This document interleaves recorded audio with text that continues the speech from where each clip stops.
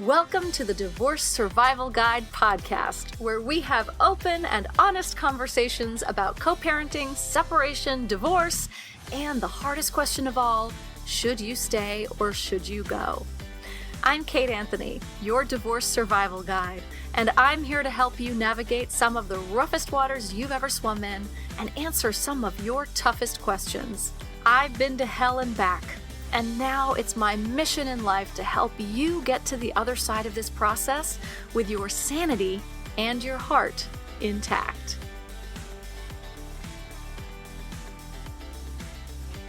Hey everyone, welcome back.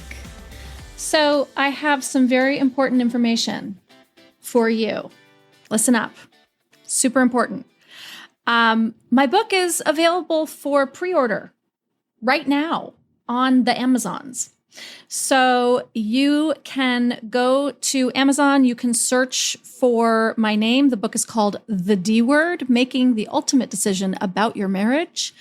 Or you can follow the link in the show notes and you can pre-order my book. Now, we're going to try and figure out a way, other sort of options for buying, because obviously if you share an Amazon account with the person that you are attempting to make this ultimate decision about, it might not be the safest or the smartest thing to purchase my book through Amazon right now. So we're figuring that out. If you have your own Amazon account and you want to pre-order my book, I would be so incredibly grateful. So here's the deal, guys. Pre-orders matter in the publishing industry. Like, they really matter. So I'm going to be doing a whole bunch of bonuses and exciting, fun things for people who pre-order, and you will be hearing about those very soon. And you will not be left out of them if you pre-order now, as opposed to when I make those announcements. So if it's safe for you to do so and you want to pre-order my book, I would be so, as I said, forever and eternally grateful. It's available for pre-order on Amazon right now. The D Word, Making the Ultimate Decision About Your Marriage. Okay, thank you. Now, for today's episode, today I am incredibly honored to be joined by Dr. Emma Katz. She is a world-leading expert on coercive control. She is the author of the book, Coercive Control in Children's and Mothers' Lives. She has an incredible Substack that is called Decoding Coercive Control with Dr. Emma Katz, which I highly recommend everybody subscribe to. She is an associate professor at Durham University. She is just incredible. Her work has influenced policy and professional practice in the UK and globally. And as I said, incredibly honored to have her on the podcast today and to have this important conversation about coercive control. So without further ado, here's my conversation with Dr. Emma Katz.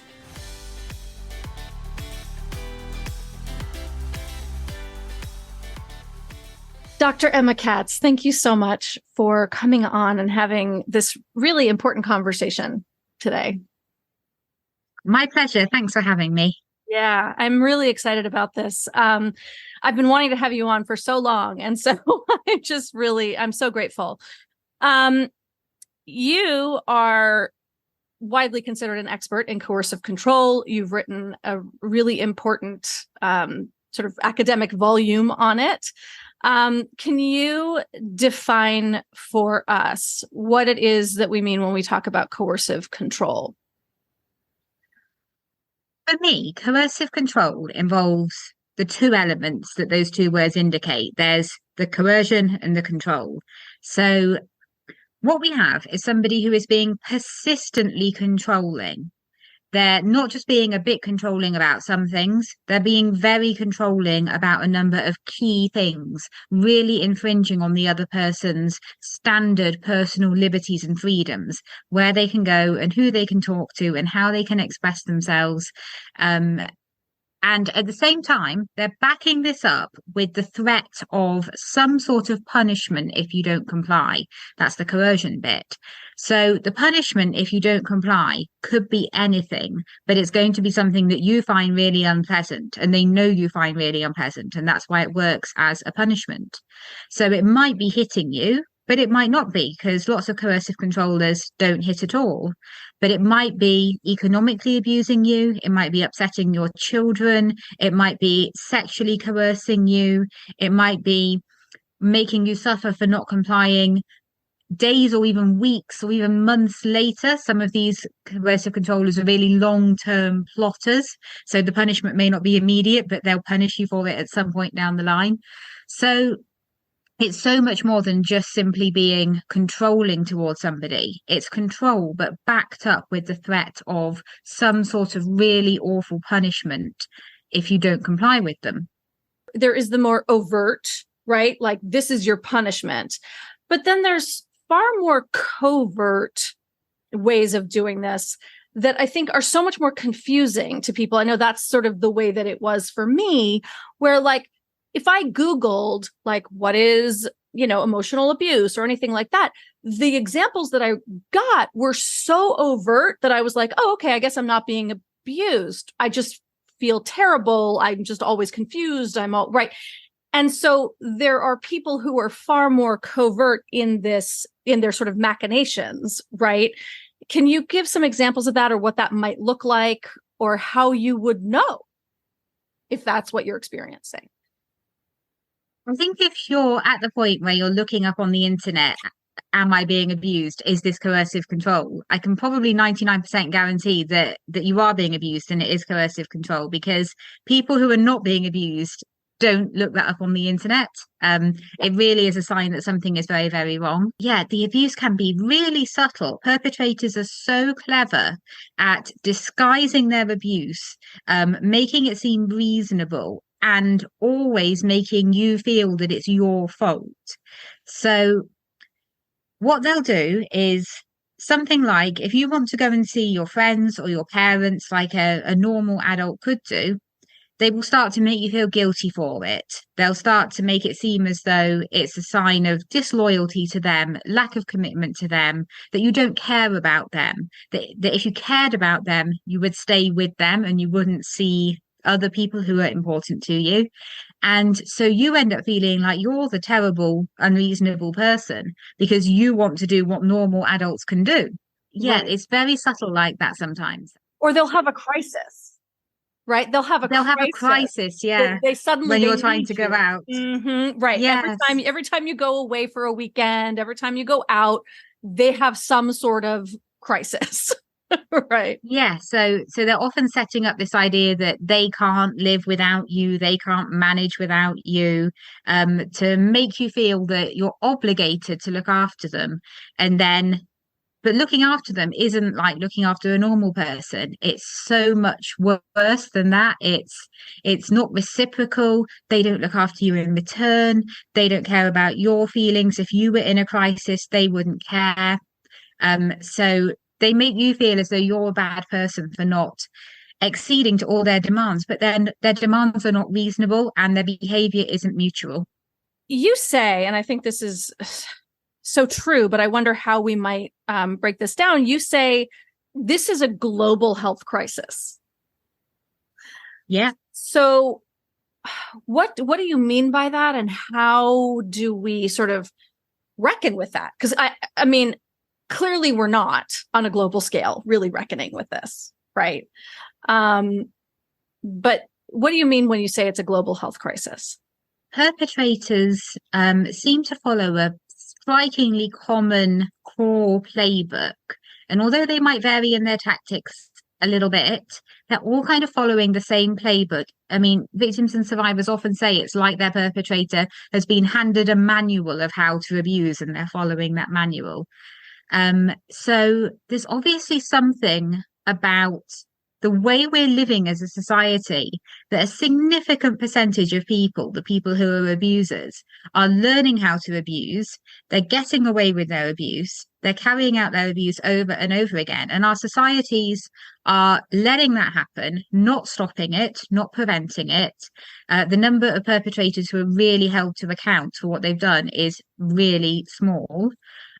So they're just running rampant.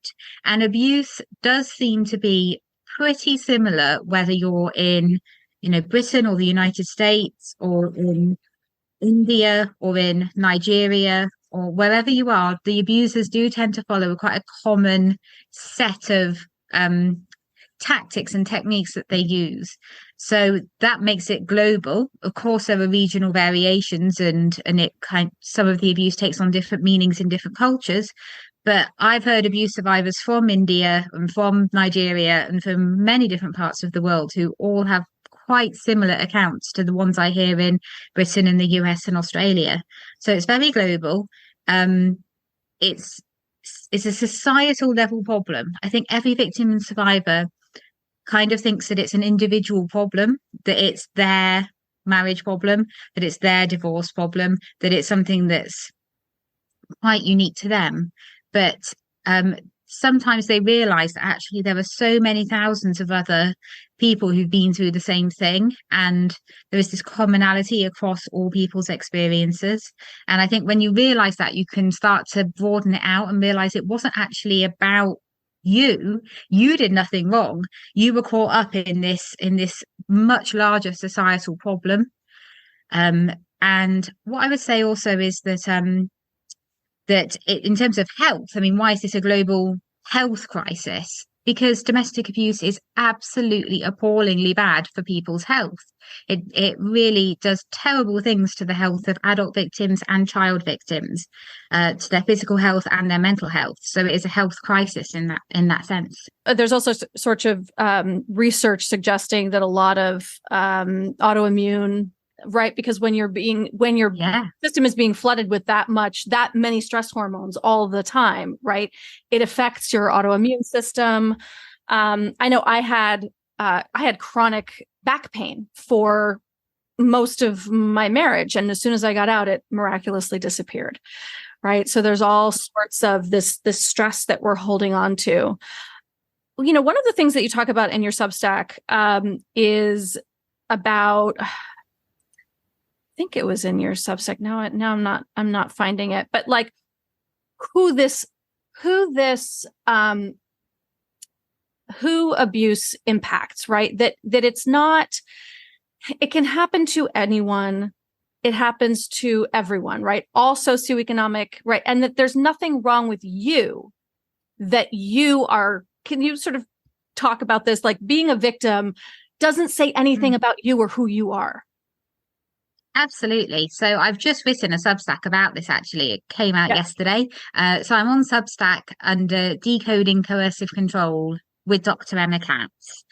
So if you want to look me up there, I'd love to have you as a subscriber. And what I was saying was that, yes, abuse can affect anyone across any socioeconomic group. I talk to a lot of survivors who are wealthy, who are professional, who are highly educated, and whose other halves are similarly wealthy, educated. Some of their other halves are literally world-leading figures who are known in multiple countries, which is quite scary. This can definitely strike amongst the wealthiest people, in our countries. And at the same time, it can occur in households that are really struggling for money and have very little. So it really can strike anywhere. Women are much more likely to be coercively controlled than men, but a small percentage of coercive control victims who are adults are men, but the great majority of them are women. And there's so much data showing that is the case. So this is definitely not a sort of 50-50 split between women and men. But of course, children are affected by the coercive control too, and those children are both boys and girls. So it's important to remember that, and not to I always feel it's important to make sure that we're including boys in this conversation, like the boys of fathers who are coercively controlling. Absolutely. Or much more rarely mothers. But in terms of there being nothing wrong with victims. I say this at every opportunity because victims and survivors often get told that they must have done something wrong, that maybe they were codependent or they had weak boundaries or they didn't see red flags, blah, blah, blah. And actually, as an abuse expert, I would say none of that is true. Perpetrators really vary in what they look for in a person. So some perpetrators are looking for someone who they perceive to be really successful, really confident, really strong, and someone who had a happy childhood. And they look for that kind of person. And I spoke to a mother once and she said, I was all those things. I was confident. I had loads of friends. I had a happy childhood. She said, I think he picked me for the pleasure of taking someone like me and breaking them down. And I've always remembered her saying that. I thought that was so important to hang on to that. And some perpetrators look for people at really vulnerable moments in their lives, and they look for people who have been mistreated as children. So what perpetrators are looking for in this really creepy, awful way in the people that they want to target really does vary. So I know we want to think I'm the kind of person who is safe from this. I know we want to think that because it's scary, right? But the truth is there is no kind of person who is safe from this. I wouldn't consider myself safe from this, even though I spend all day, every day writing about it and talking about it. There's no one who's safe from this. And therefore, there is nothing that victims are doing. It's nothing about who they are or what they were doing that made them victims. I think it's really just a numbers game. There are a lot of abusers in our society. Again, we don't want to really think about that, but I think it is true. We wouldn't have the numbers of domestic violence and rape victims and sexual harassment victims and all of that if there weren't a lot of abusers out there. And chances are at some point, an abuser might target you, and that's just because there are so many out there. And if we want to do something about this, we don't need to change the victims, we need to change our society so they stop producing so many abusers. Thank you. And how do you suggest we do that? What's your solution? I mean, what is it about our society that is producing this level of abuse? I mean, clearly patriarchy in my mind is sort of at the core of it, right? We're in a system that exalts men in these really sort of ridiculous ways, and hands them all the power and control. What do we do? I think you're right that there's a lot of there's so many different factors. Gosh, I'm going to try and pull together a concise kind of 3 or 4 minute answer here, but really I need about 3 or 4 days to answer that one. Great, we'll have you back. Keep going. First of all, why are women disproportionately the victims and survivors and men the perpetrators? That's obviously something to do with the gender and sex inequalities that we still have in our societies that we never got rid of. I know we like to think that we got rid of these some time ago, but there's no evidence that we got rid of them, plenty of evidence they're still all over the place. And historically, men have been the ones to be in charge. It's not so long ago that it was considered perfectly reasonable for a husband to beat his wife to correct her if he didn't like how she was behaving. It's historically only a blink of an eye ago that it was perfectly legal to rape your wife. And although we've now criminalized that, it's not being prosecuted hardly at all. So I think this. Women are still disproportionately vulnerable because they're often lower earners, and so it can be easier to take control of somebody when you have so much more money than they do. So women are lower earners. They're usually the ones expected to do the majority of childcare to look after the elderly parents. You know, they're doing so much care work compared to what men are doing, and they're not being paid for that work. So I think there are structural vulnerabilities that are still built into our societies that make women more vulnerable. So just improving gender equality would go a long way to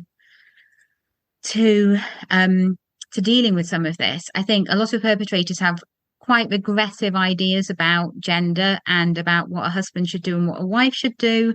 Some of them hide that pretty well. I mean, some of them are kind of upfront about their ideas, you know, that men are superior and women should obey, but some hide it pretty well.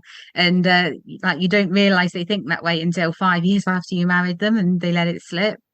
But yeah, I think that if we could bring up a generation of boys who didn't feel that masculinity was about having control over other people. Because at the moment, so much of a certain notion of masculinity, a certain variant of masculinity that's still so popular, is all about having control over others and dominating others.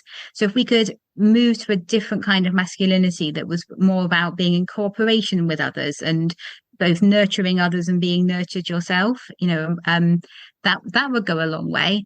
I think that other intersections of identity also make things more difficult. So disabled people are much more likely to experience domestic abuse than non-disabled people. If disabled people were more financially empowered, more socially empowered, if our societies treated them better, and some of the structural barriers for them were removed, I think that would help things.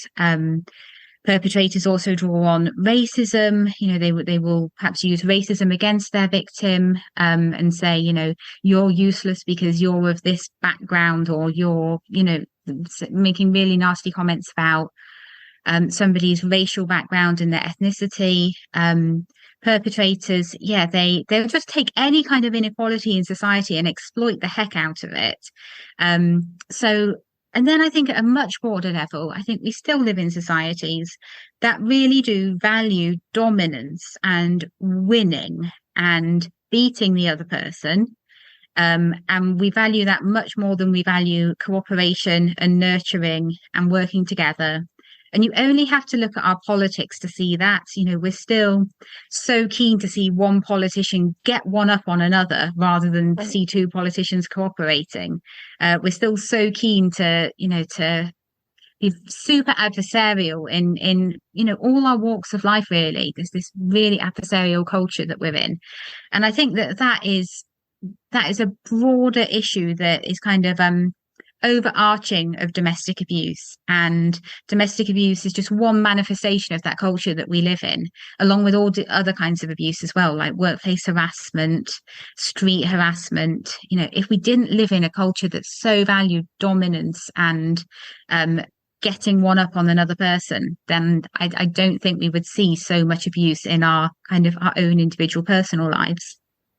I think that's such an interesting take, right? That we do live in a culture where if you're winning, I'm losing, right? And so that I have to always be winning, otherwise I'm losing. And in relationships, I love in your Substack you put quotation marks around the word relationship when you're talking about an abusive one, because it's not a relationship, right? I love that. In relationships, it is meant to be this sort of equal coming together of two souls and hearts and whatever, right? And minds and spirits to create whatever it is. But if you have one person who truly believes that if we're equal, then I am nothing, right? Because so much of this comes from this fragility. They can't possibly hold our power, because it means a lack of power for them. It's really sad. It's sad. It is really sad, yes. And I'm so blessed in my own relationship with my partner, who's been by my side through all of this research. That he doesn't think in that way at all, and in fact, every success of mine makes him happier.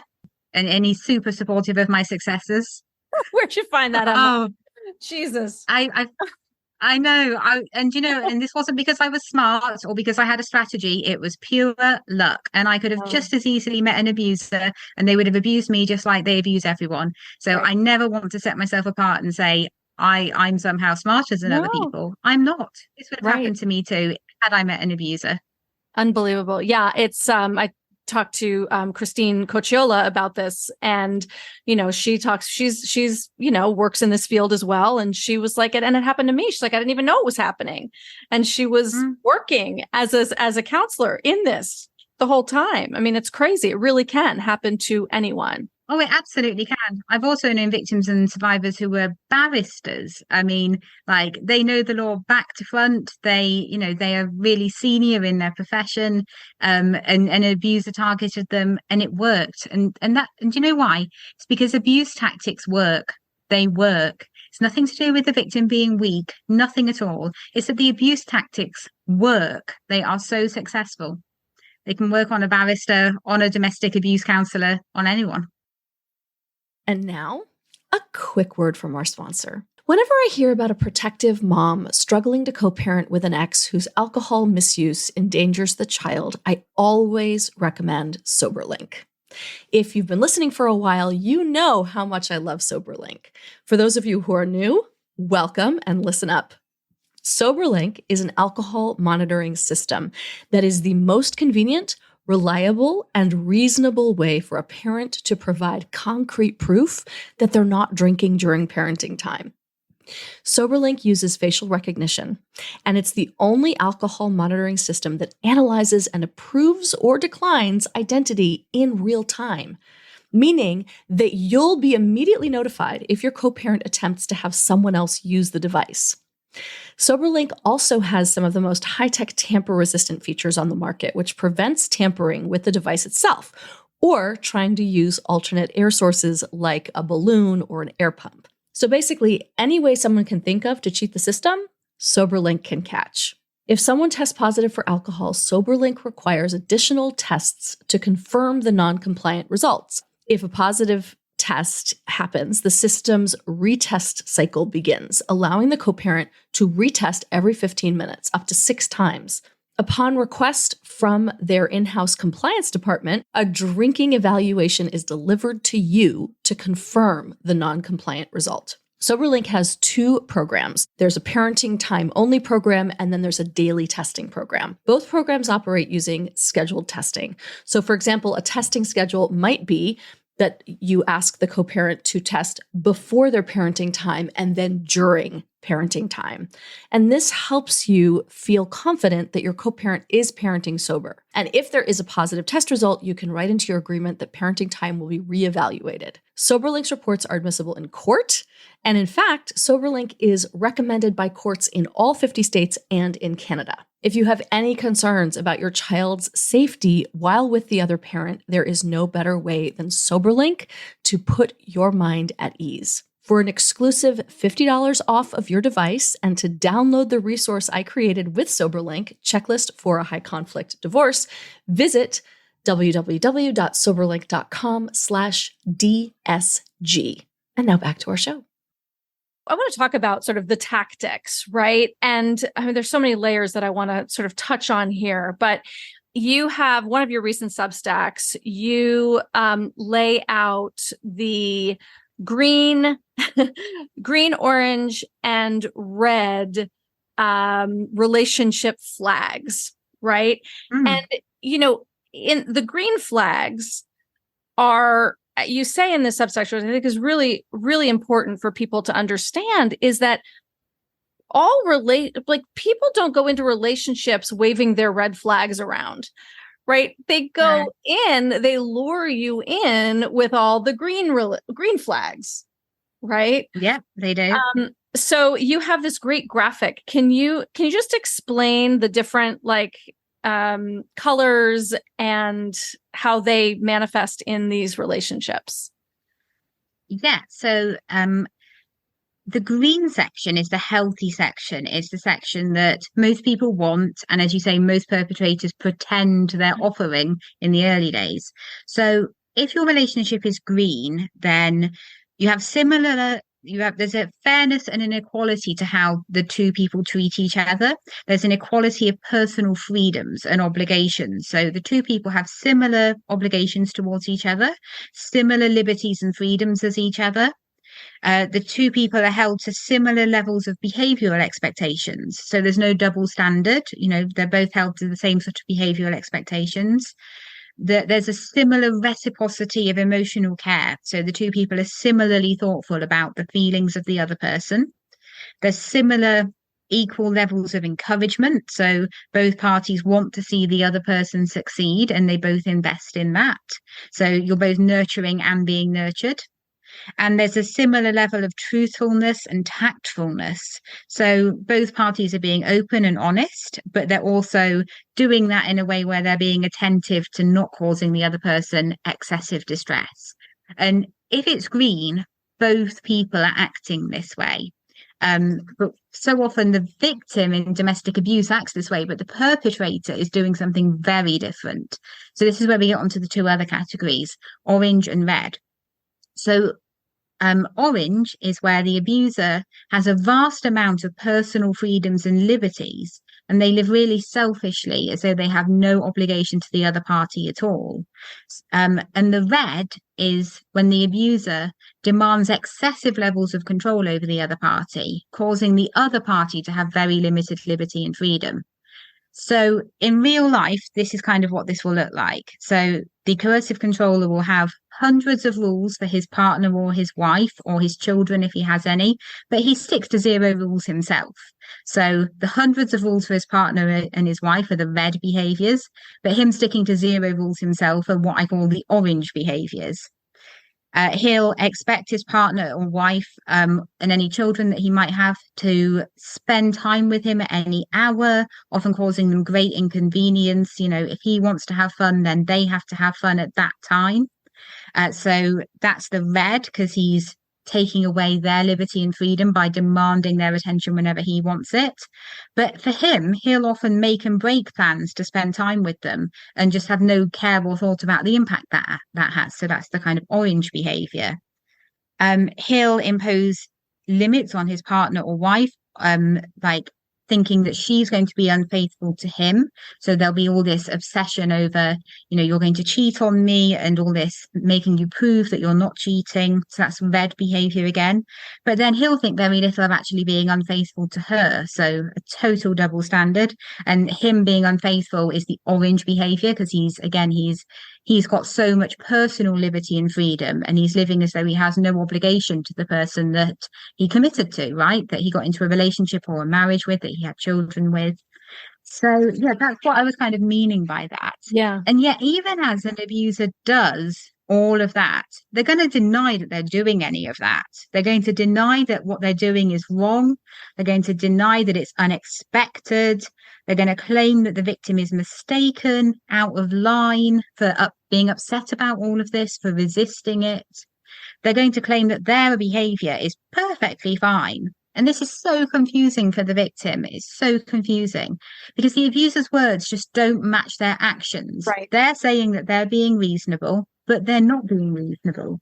And it's so confusing. People can get confused by this for years, even decades, because the brain just can't reconcile the words and the actions. And it's so tough.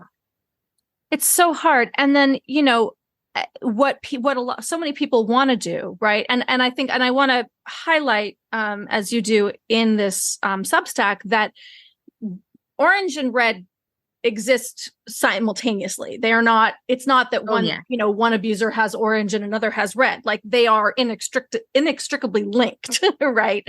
You have no power and control, and I have all the power and control. You have no freedom. I have all the freedom. Those are not siloed. But you know, the problem, and I know I experience this and I see this with my clients and followers all the time, where they say, well, surely because I believe him to be the green, right? I believed the quote person I fell in love with, right? I believe that is actually who he is. I believe that the love and equality and connectedness that we first shared is what he truly wants. And he's doing all of these things to try and actually get this thing that I call love, that he called love to begin with. So I want to explain to him that what all the tactics that he's employing are actually doing the opposite of what I believe he truly wants. And so I'm going to explain this to him. What do you say to that? Oh, well, my heart goes out to people in those situations. It is so difficult. I'm gonna say what I think of that, and it might be quite tough to hear if you're going through this right now. Yeah. So I'm saying this in a really gentle way. But unfortunately, the person who he was pretending to be at the beginning of the relationship and what he was pretending to offer were not real. And we really do know this from the experiences of millions of victims and survivors. And we know it from perpetrators when they do get honest about what they've been doing. So in that Substack that I wrote about the green, orange, and red, I talk about what perpetrators have said in a perpetrator group. So there was this great article a while ago about from someone who used to run a perpetrator group, and he was sharing what the men say in that group. So they've all been referred there by the court because they've been violent with their wives. But not all perpetrators are violent. It's just these ones happen to be. But their profiles are the same, whether they're violent or not. They all want the same thing. They want control. So anyway, these guys, they were sitting around together and they were talking about the benefits of being abusive, and they knew exactly what they were getting out of being abusive. So they loved how everything was on their terms. They knew that everything was on their terms. They knew that they could control how much money you spent, how you brought up your children, when you had sex with them or not, who you saw and where you went. They knew that they had all the decision-making power in the relationship, and they knew that they had all that and they wanted it, and they were carrying on being abusive because that's what they wanted. And they also knew that they were getting huge benefits from being able to live entirely selfishly themselves. So they were talking about how much they loved how they didn't have to help you out around the house very much, how they could take off whenever they wanted and they didn't have to consider you, how they didn't have to listen to you, how they didn't have to care much about their kids, how they didn't have to look after their kids much.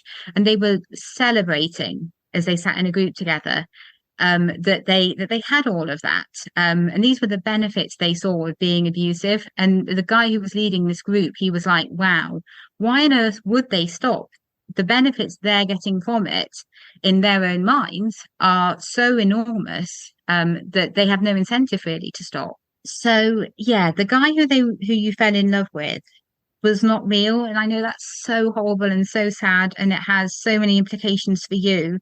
But I think the sooner we do come to understand that, the better, because we're starting to take back our own power, I guess, and wrestle back reality from this guy who's really distorted reality for a long time. And I would say that, yeah, that if you confront an abuser about your feelings about their behavior, that's pretty dangerous. They're probably going to punish you in some way. And like, as I said before, that might be violent punishment, but it might be something quite different, like upsetting your children. And also perpetrators often plan many steps ahead. So if they think you're really waking up to what they're doing, they may start planning 10 steps ahead and hoarding money and hiding money so that they can rip you off in a divorce. If they see you're headed in that direction, that you're really starting to wake up to them, they'll start planning how to rip you off in a divorce.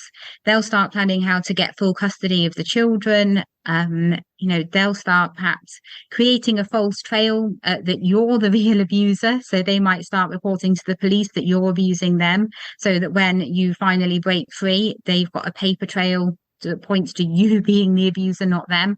Some perpetrators really are that clever and cunning. So I would never suggest confronting them about this, because if they've had years and years to show you who they really are, if they've been showing you who they really are over those years, then, their more recent behavior over those years is who they really are, not who they were being at the beginning. So you already know who they really are. And they don't want what you want, and they don't deserve you. And you deserve so much better than this. So I wouldn't suggest confronting them. And I wouldn't suggest even letting them know that you're starting to wake up to what's really going on. I would suggest contacting a domestic abuse support organisation for help. I would suggest starting to plan how you're going to escape, starting to put money aside if you possibly can, so that you've got the means to escape. And one day when you do break free, Don't tell them a thing about it.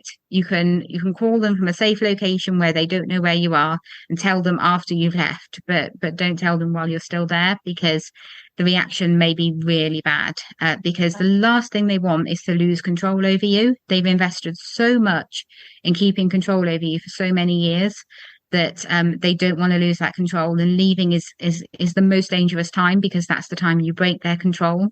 So it's really it's a time to be handled with a lot of caution. But yeah, don't tip them off that you're starting to get wise to what they're doing. That's my advice. Yeah.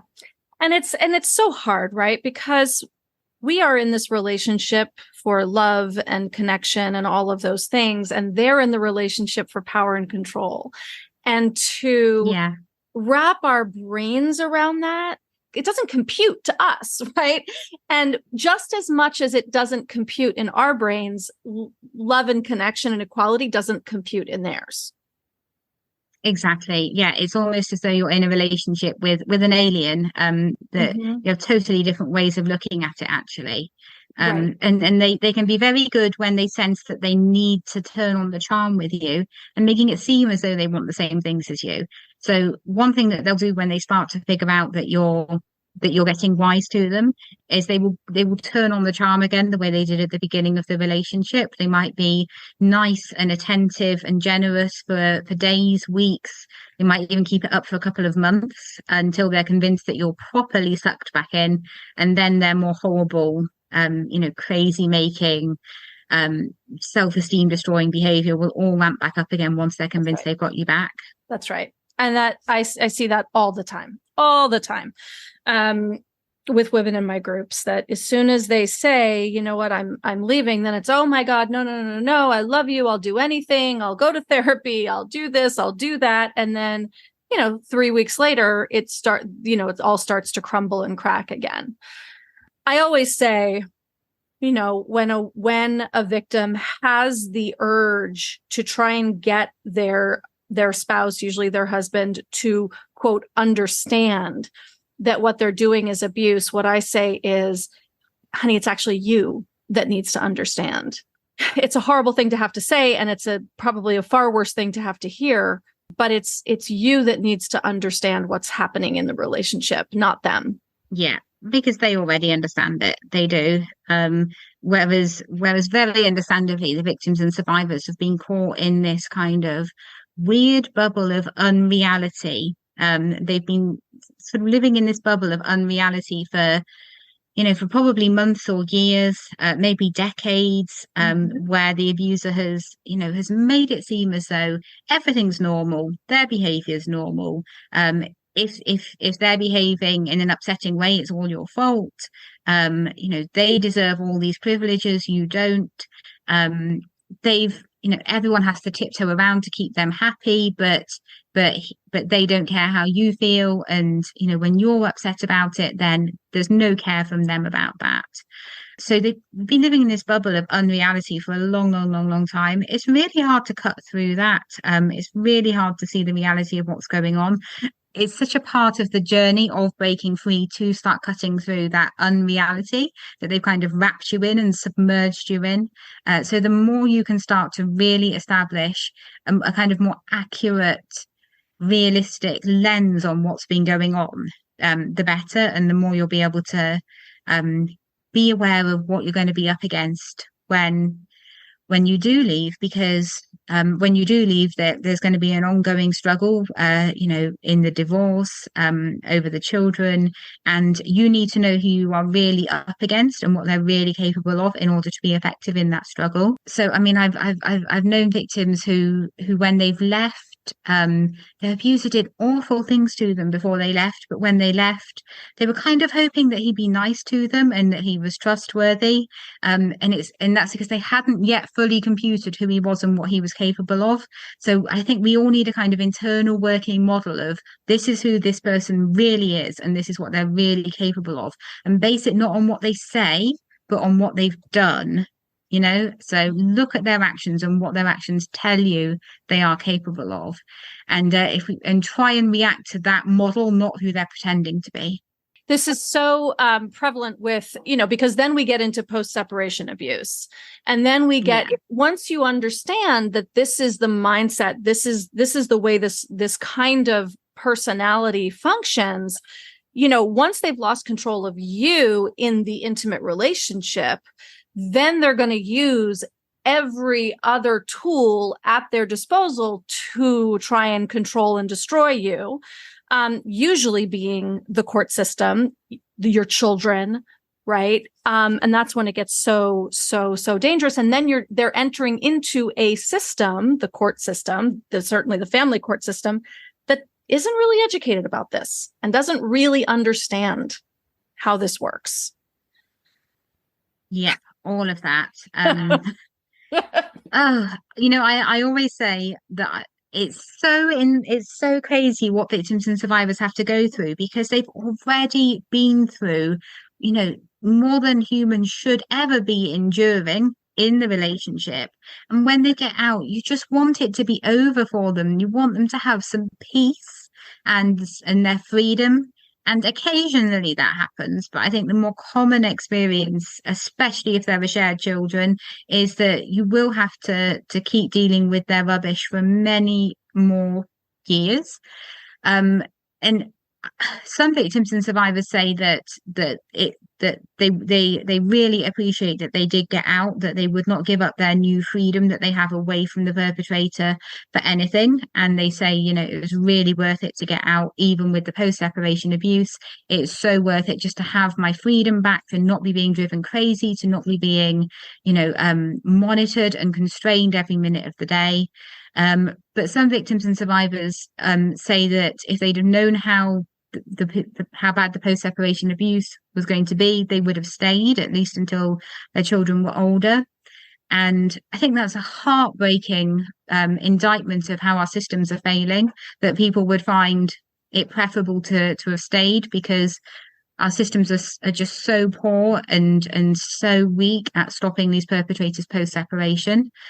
So, I never want to sugarcoat it for people. I don't want to be an advocate of like a cheerleader of, leave and it'll all be okay. I want to be realistic with people that for some people that they are really pleased they left, and for other people they are not so pleased that they left. It kind of depends what happens afterwards.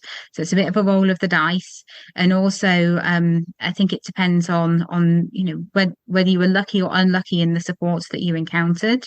So post-separation abuse can break down to a few things, actually. There's a great piece of research by an American called Catherine Spearman and her colleagues, and they pointed out that there are 5 main facets of legal abuse. Number 1, legal abuse. So, this is keeping you in the courts one way or another for years to drain your money and drain your resources and drain you psychologically. And that can involve taking the children from you in family court and all of that. There's economic abuse, so not paying the child maintenance and ripping you off in your divorce, and refusing to sell houses that you share between you and all this sort of thing. Threats and endangerment to children. So this is when they are spending time with your children, they're being really scary about it. They're not returning your children when they say they will. They are leaving the children in dangerous situations when they're there, perhaps exposing them to illegal gun displays or watching pornography in front of them or taking drugs in front of them or leaving them unsupervised at too young an age, or, physically or sexually or psychologically abusing the children while they're in the perpetrator's care. Then there's the isolation and discrediting. So they will discredit you to your community. They will try and get your community to turn against you. They will pretend that you are the one who's been in the wrong, that you're the real abuser, that you're crazy, that you're vindictive, and that they are Mr. Nice Guy, Mr. Wonderful, Mr. Hero. And unfortunately, lots of people fall for this and then support the abuser rather than the victim. Yeah. And then the final one, number 5, is harassment and stalking. So, they send you a million messages. They sit outside your house. They put trackers on you to find out where you are post-separation, or they put trackers on the children. This just intrusion into your new life. So these are the 5 kinds of post-separation abuse that are most common, and some people experience one or more of them, and some people all 5 horrifically. And it's so hard because you've already been through so much, and now you're having to deal with all of this too. And anyone who goes through this, and I say this in my most recent blog, anyone who goes through this who is still functioning at all, I mean, you are a hero. And I don't mean you have to be functioning well. I don't mean that you have to be getting out of bed. I don't mean that you have to look glamorous or be earning money. I don't mean any of that. I just mean you are still alive. If you are still alive when you're going through all of this, you are a hero, because it is more than any human should ever be enduring.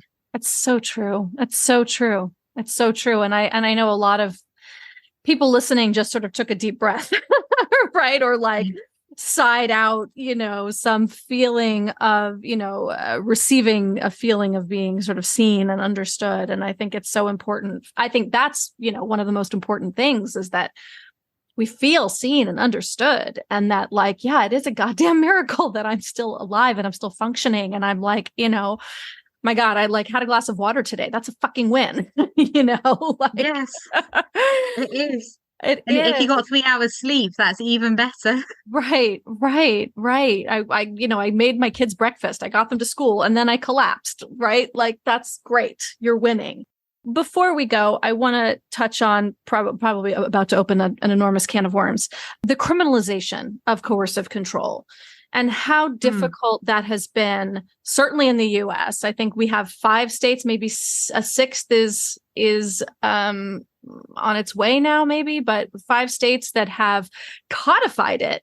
No states in the US have criminalized it, but it has been criminalized in the UK. And I think in Italy and other places.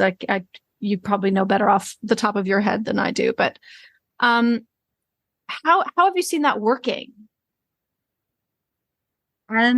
So yeah, in the UK, in England and Wales, which is most of the UK, but there's also Scotland and Northern Ireland. Right. But in England and Wales, we did criminalise at the end of 2015. It's been very slow going. In my experience, the police seem to be more willing to add coercive control as a charge when there's already been assault or rape or something like that, rather than to prosecute someone for coercive control alone. I think there's many difficulties around the police and the courts enforcing it, because firstly, a lot of police officers are abusers themselves, Right. And we know that they're Ding, not ding. held accountable for that, Right. and they're not expelled from their police forces when this behavior comes to light too often. I believe in the US, 40% of domestically violent male police officers are retained on the police force. I think I've got that statistic right.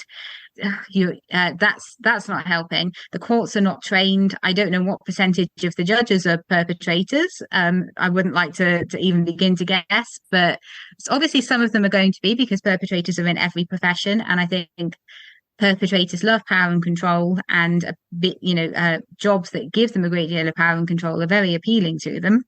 So Right. there might be a higher percentage of perpetrators as judges than as, botanists, let's say, people who look after plants and flowers. Right. I probably just massacred what a botanist is, so apologies to No, I any think you're right. I botanists who think are you're right. Yeah. So in the UK, we have a couple of million victims of domestic abuse per year. But the last time I looked, there was about 300 convictions for coercive control in a year.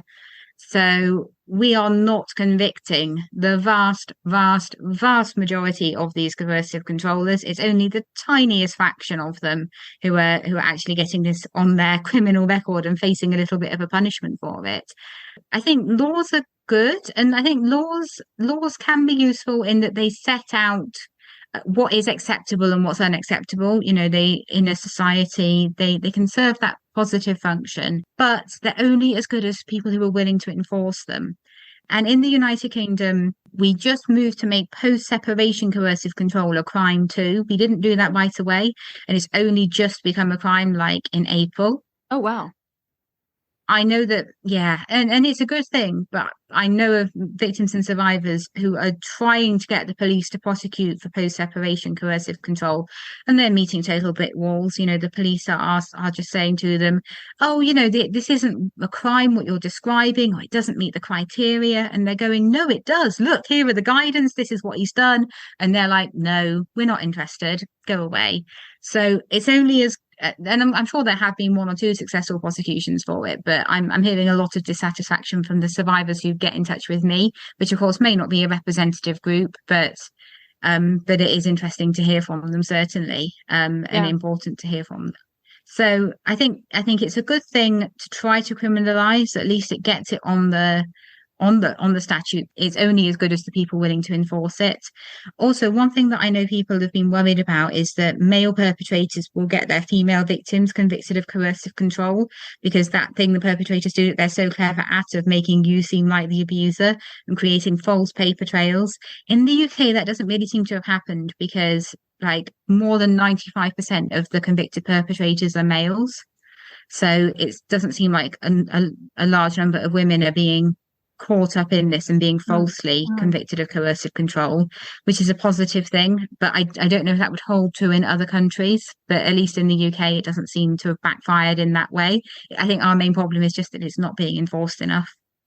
I wonder if, though, even the threat of being accused then has victims back off, right? That, right? Like if you're being accused of abuse yourself, and then you get scared that, like, oh, I'm gonna have to go to court and it's gonna be he says, she says, and we know that statistically speaking men are believed far more than women are believed, then I'm gonna get into court and nobody's gonna believe me anyway, so I may as well just back off the whole thing. Well, I guess you don't have to go down the court route. You don't necessarily have to try to get them prosecuted in order to leave them. I would say that the two things don't always go hand in hand. And tragically, the justice system works so poorly for women who've been abused and hurt by men that so many women don't want to go anywhere near the justice system at all. I mean, the vast majority of people who've been raped don't want to go anywhere near the justice system because they know it's going to not work for them. And of course, many of them would have been raped in relationships rather than, being raped by a stranger, which is much rarer. And so, I know that the justice system is in such disarray. Again, this is coming back to one of the things that needs to improve. We talked about what would make this better. If perpetrators were really fearful that they were going to get caught, I mean, it really would stop so much of the behavior. I mean, why is it that very few people engage in armed robbery of banks? Because they think that there's a high chance they're not going to get away with it, right? They think there's a high chance there's going to be a massive police response and they're going to be caught. So most people wouldn't dare go and do an armed robbery of a bank. If only domestic abusers were that scared, wouldn't that be something? Wouldn't it? But, and yet here we are, certainly in the United States, and we have, somebody who has been indicted now, how many times on criminal charges, who's going to be, running for president again, and will probably be the nominee, right? This is what we know in the US. You can be accused of sexual assault and still be president. So why am I going to, what makes me think I'm going to win in court? So much. So, I think so. I would just say to victims and survivors, if you're feeling in despair and you're feeling like it's really difficult and you're really depressed about the state of the world and about how you've been treated, I just want to say you have every right to feel that way, because you have been appallingly treated. You are not in a society that was designed or is willing to look after you and to give you justice. And it's really, really unfair. So if you're feeling bad about that, oh my God, you have every right to feel bad about that. You're not crazy. You're not being unreasonable. You're not in the wrong. The systems are not working for you. That's right. It's the systems. There's a book, isn't there, called don't fix, I can't remember the title exactly, but it's like Fix the Systems, Not the Victims, something like that. Oh, it's a great title. Yeah. Right. Yes, exactly. Exactly. It really is. And there is support. Like that is why we need more advocacy and support groups and the amazing work that you're doing. Because, there are people out there who do believe you, who do understand what you're going through and can at least help with your perspective, your sort of psychological well-being, and all of that to help as you navigate through these systems that are designed, not designed to support you in the way that you need it. Seek any support you can, because it is a sanity saver. It really, it does make a difference. Seek any support that you can. Anyone who you can find that gets this, they're really valuable in your life. If at all possible, fill your life with people who get this, and try and eject as many people who don't get it out of your life as needed, if that's viable. But yes, support does make a big difference in this nightmarish situation. So yeah, absolutely. Dr. Emma Katz, I am so incredibly grateful for your wisdom, for the work that you do in the world, and for coming on to my podcast to have this conversation. It's been such a pleasure. Thank you so much for having me. It's been great to chat with you, and I really hope that this is useful for your listeners, and that they've got something out of this. I really hope so. Oh, I'm sure they have. Thank you. Thanks for tuning in to another episode of the Divorce Survival Guide podcast. If you like what you hear, head on over to Apple Podcasts or wherever you listen in and leave me a review. And don't forget to follow me on Instagram at the Divorce Survival Guide. I'll see you next time, and until then, remember, you, my love, deserve to be happy.